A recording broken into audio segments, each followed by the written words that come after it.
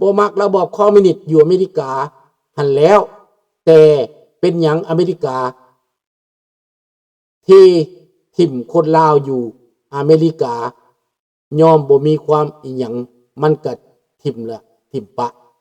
เจ้าก็เข้าใจร่วมไปพูดวิเซอร์คอยบ่มักดอกระบอบคอมมิวนิสต์คอยสิล่มระบอบคอมมิวนิสต์ประกาศให้มันฮู้แล้วสิล่มมันบักทองรุ่นมันมาฝรั่งมันมาแคนาดาสิด่ามันอยู่นี่เขาว่ามันสิมาแคนาดาได้ว่าซั่นเด้บักทองรุ่นน่ะมึงมากูสิปล่อยมึงตายบักทองรุ่น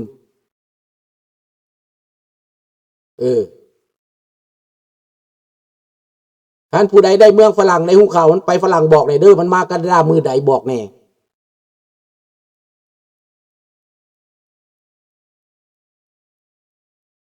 ขายยังก็ขายซีพีของตัวเองทั้งขายทั้งกินทั้งใช้ไม่ต้องซื้อได้เงินมากก็สะสมขยายไปเรื่อยๆทั้งกล้วยทั้งปูทั้งปลาขายเลี้ยงอย่าง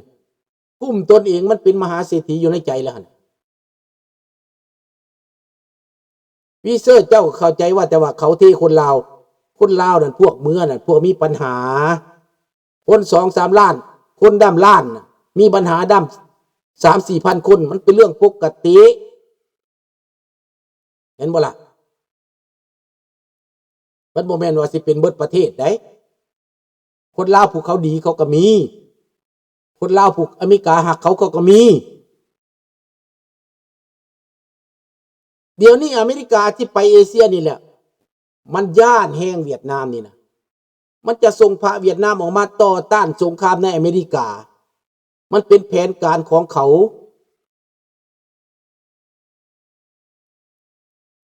นั่นแหละส่งญี่ปุ่นก็แห้งดีแล้วสิเพ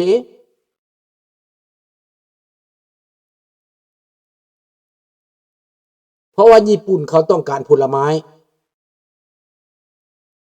ใบกล้วยก็เป็นประโยชน์ได้เอามาเห็ดจานได้เอามาเห็ดแนวอื่นได้เห็ดหลายอย่างเด้อใบกล้วยก็ได้ใบกล้วยก็อย่าถิ่มเด้อใบกล้วยแก่ใบกล้วยอ่อนได้เบิดเห็ดจานได้ถ้ามีโรงงานเห็ดจานได้เห็ดจานได้เห็ดจานเห็ดแนวอื่นได้เด้อใบกล้วยก็ได้เอามาเหยียบเป็ดเข้ากันแล้วนะเป็นใบกล้วยนี่เหนียวกว่าทุกสิ่งทุกอย่างแตกยากเป็นประโยชน์มากเยอะวัตถุดิบที่อยู่ในบ้านเฮาโอ้ยมันมีหลายอย่างเด้อพี่น้องเอ้ยข้าพเจ้าเป็นตาสะอ่อนได้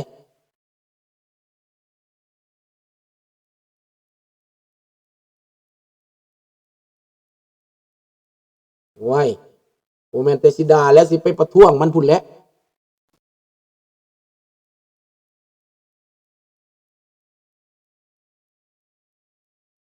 ดังนั้นเบิดทุกคนให้เข้าใจลูกหลานให้พากันเข้าใจพากันอ่านให้มันได้พากันศึกษาเด้อพากันศึกษาให้มันได้ถ้าเปลี่ยนแล้วสมมุติว่าเปลี่ยนระบบความเป็นออกไปแล้วมันอยู่ดีกินดีทหารก็ดีขึ้นตำรวจก็ดีขึ้นคนลาวก็หักกันขึ้นพวกเจ้าสิบ่เลือกบ่ประเทศก็เจริญขึ้นบริษัทของคนลาวในอเมริกาก็สิกลับไปลาวไปเฮ็ดอยู่ลาวนี่บริษัทสมมุติว่าของลุงนี่นะเฮ็ดอยู่ในแคนาดาเนี่ยเสียภาษีรัฐบาลกลางเสีย 18% จังซี่นะรัฐบาลแขวง 47% 30 กว่าเปอร์เซ็นต์เสียภาษีถ้าไปเฮ็ดอยู่ลาวอยู่ประเทศลาวให้ลุงเสียภาษีแค่เท่าใดให้ลุงเสียภาษีแค่ 5% 10%ลุงก็สิไปเฮ็ดอยู่ลาวพุ่นแหละเนาะเห็นบ่ปีทมิตรจะบ่อยเสียภาษี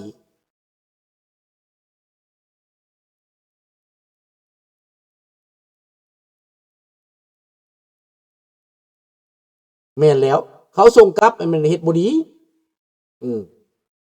สาบานแล้วว่าจะเฮ็ดดีต่ออเมริกาจังซั่นจังซี่เห็นบ่อิหร่านอยู่มินนิโซตาอิหร่านบ่ซื้อมันอีหยังคนโซมาเลียนั่นต้มเงินอเมริกาลักเงินอเมริกาหนีภาษีค่ายาเสพติดค่ามนุษย์ค่าเตือนหลายอย่างเขาตัดสัญชาติถอนสัญชาติขณะได้เป็นผู้แทนสภาเลยได้น่ะ เขาสิส่งกลับโซมาเลียเห็นบ่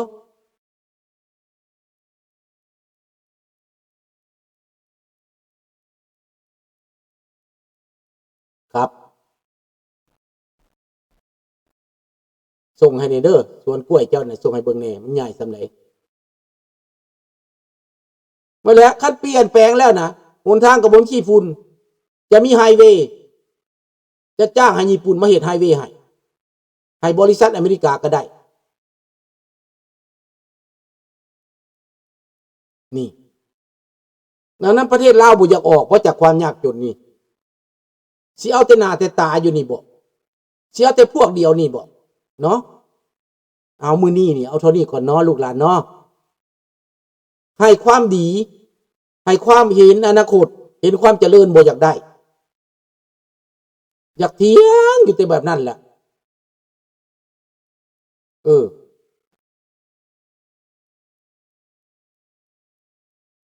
คิดว่าส่งได้เขาขึ้นศาลถอนสัญชาติเทอิรานโอมานนี่นะเพราะว่าลุงไปฟังเบิ่งนี่ข่าวช่องใดก็มีแต่อิรานโอมานนี่มีปัญหานะมันเว้าเก่งมันเถียงเก่งได้แต่ว่ามันบ่มีความซื่อสัตย์เห็นบ่ล่ะหน้าตาก็ดีดำอยู่แต่หน้าตาดีแต่ย้อนความทรยศขี้ขดบ่ฮู้จักที่มาที่ไปอเมริกาเขาให้เจ้าเป็นที่พักพิงนะ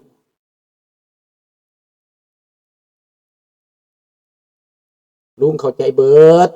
บ่มีหยังดอกลุงบ่ได้มีอิมแพคหยังที่ด่าลุงก็บ่ได้ว่าหยังนะบ่ร้อนบ่หนาวดอกเพราะว่าลุงอยากให้พวกเจ้าได้ดีลุงบ่ได้อิจฉาพวกเจ้าอยากให้ประเทศลาวได้ดีอยากให้ลาวมีชื่อเสียงนำเขาอยากให้ลาวเจริญอันนี้คิดดีหรือคิดชั่วพวกเจ้าคือเอาเด้อและลุงบ่มักคนกินบ้านกินเมืองนี่นะก็เป็นความคิดที่ดีตัวก็สิแม่นแนวนั้นแหละอามิโกแต่เฮาก็บ่อยากซ้ำเติมเขาดอกมีบางคนก็หลงผิดมีบางคนก็เฮ็ดผิดไปแล้วแต่มันทุเรศแล้ว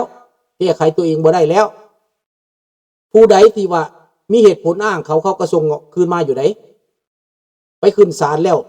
ศาลเห็นใจก็ส่งกลับคืนมาก็มีเพราะมาตมิดหลงตัวเอง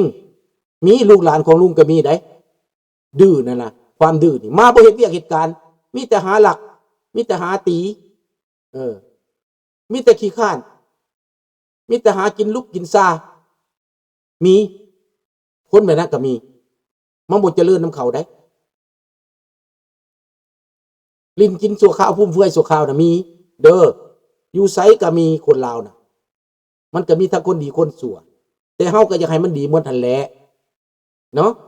เอามื้อนี้ขอเท่านี้แหละความลาพระจากเท่านี้เนาะเหตุผลของประเทศจีนนี้มันจะเกิดอะไรยังขึ้นกันในบ่นานเหตุผลของอิหร่านมันจะเกิดยังขึ้นกันอีกบ่นานเหตุผลของประเทศลาวและประเทศเขมรประเทศเวียดนามประเทศไทยก็จะเห็นในไวๆนี้ขอให้รัฐบาลไทยเป็นรัฐบาลประชาธิปไตย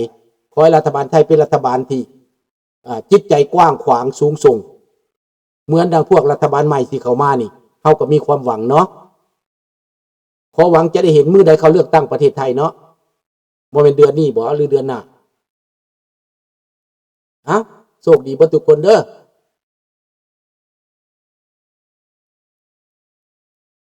บายบายราตรีสวัสดิ์กุดนายบนนุย